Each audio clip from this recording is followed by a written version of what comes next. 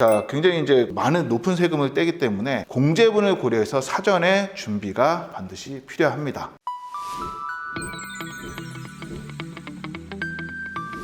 네, 안녕하십니까. 여러분과 같은 설계사 일을 하고 있는 전상현이라고 합니다. 자, 오늘은 4강 기초 세무로 알아보는 보험 분석입니다. 증권을 보통 잘 안 주려고 하는데요. 요즘 뭐 보장 분석을 돌리니까 그냥 당연히 증권 없이도 기본 보장은 되죠. 그런데 증권을 저는 꼭 받으라고 하는 편입니다. 왜냐하면 증권을 받아서 해당 약관을 봐야 좀 더 좋은 부분들을 컨설팅 할 수 있죠. 그 세부적인 컨설팅도 가능하고요. 오늘은 증권 하나를 가져가는데 아주 기본적인 사망보험금 하나, 그리고 계약자, 피보험자, 수익자 이것만 가지고 증권을 받아볼 수 있는 방법을 함께 공유해 보겠습니다. 카카오톡 1인보험 CEO되기 채널을 친구 추가하시면 보험 영업에 대한 정보와 강의 공지를 가장 빠르게 받아보실 수 있습니다.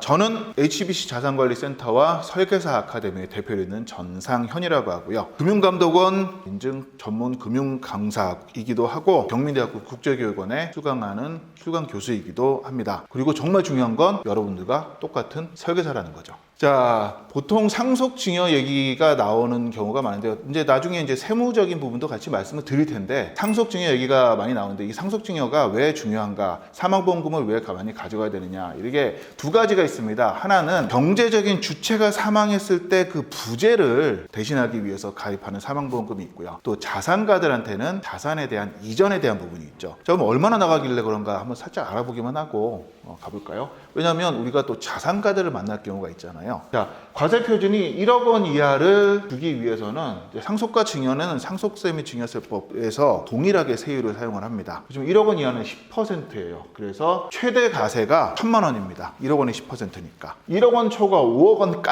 원까지는 20%입니다. 1억 원은 10%였으니까 1억 원 초과해서 5억 원까지는 20%입니다. 그럼 이 구간에서는 2, 5, 10이 아니라 2, 4죠. 5에서 1억 원을 뺐으니까요. 2, 4, 8천만 원이 최대 과세입니다. 5억 원을 초과하고 10억 원이 넘어가잖아요. 그러면 30%입니다. 자, 10억 원에서 5억 원을 빼면 5억 원이죠. 5, 3, 15. 그래서 1억 5천입니다. 이게 누진세예요. 그래서 그 1억 5천 원을 주는 게 아니라 10억 원까지는 총 2억 4천입니다. 이렇게 쭉 더해가는 거예요. 자, 10억 원 초과 30억 원까지는 40%입니다. 이제부터 여기는 단위가 좀 달라집니다. 그래서 20억 곱하기 40%니까 무려 8억 원이 나갑니다. 자, 30억 원을 초과하면은 이때부터는 단일세율 50%를 뗍니다. 증여해도 50%, 상속도 50%죠. 물론 증여는 비과세가 있고 상속은 공제가 있지만 굉장히 높은 세율이고요. 뭘 안 해도 그냥 떼버려요. 뭐 수익이 나서 떼는 것도 아니고. 자, 굉장히 이제 많은 높은 세금을 떼기 때문에 공제분을 고려해서 사전에 준비가 반드시 필요합니다. 자, 근데 종신보험은 왜 강조를 할까요? 증여는 플랜을 세울 수가 있어요. 증여는 좀 고민을 해가지고 이렇게 좀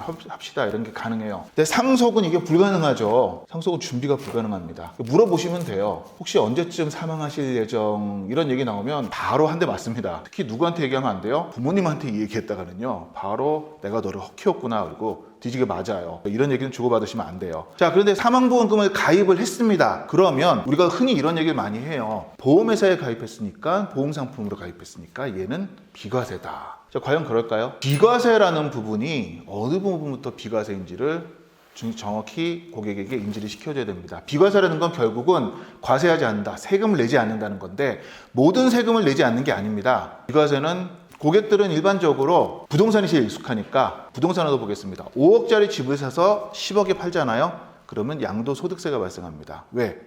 5억에서 사서 10억으로 차액이 발생해서 소득이 생겼으니까. 그런데 정말 불행히도 눈물을 머금고 5억에 샀는데 4억에 팔았어요. 그럼 소득세를 낼까요? 소득세를 낼 일이 없죠. 왜? 소득이 발생하지 않았기 때문이죠. 지금 보셨겠지만은 보통 비과세라는 건요, 금융상품에서 비과세라는 거는 소득세를 얘기합니다. 소득이 발생해야 되는 거예요. 자, 그런데 보험을 그러면 냈는데 그냥 받으면은 당연히 낸 보험료보다 받은 보험금이 크니까 소득이 발생했죠. 그럼 비과세가 아니냐라고 얘기할 수 있지만, 이 부분은 단순히 소득세가 나오는 게 아닙니다. 일반적인 패턴을 한번 보겠습니다. 가입이 끝이 아닌 게 자산이 있고요. 자산을 누가 거냐면 A씨의 자산이 있습니다. 그런데 누가 사망하죠? A씨가 사망합니다. 그럼 A씨가 받아갈 수 있나요? A씨가 받아갈 수 없어요. 반드시 타인이 받아가야 됩니다. 가족도 결국은 타인인데 타인은 B씨가 받아가게 되죠. 자, 지금 패턴을 잘 보세요. A씨의 자산을 A씨가 사망했을 때 누가 받아가죠? B씨가 받아갑니다. 이 경우를 아주 전문 법률 용어로 자주 쓰는 얘기죠. 상속입니다.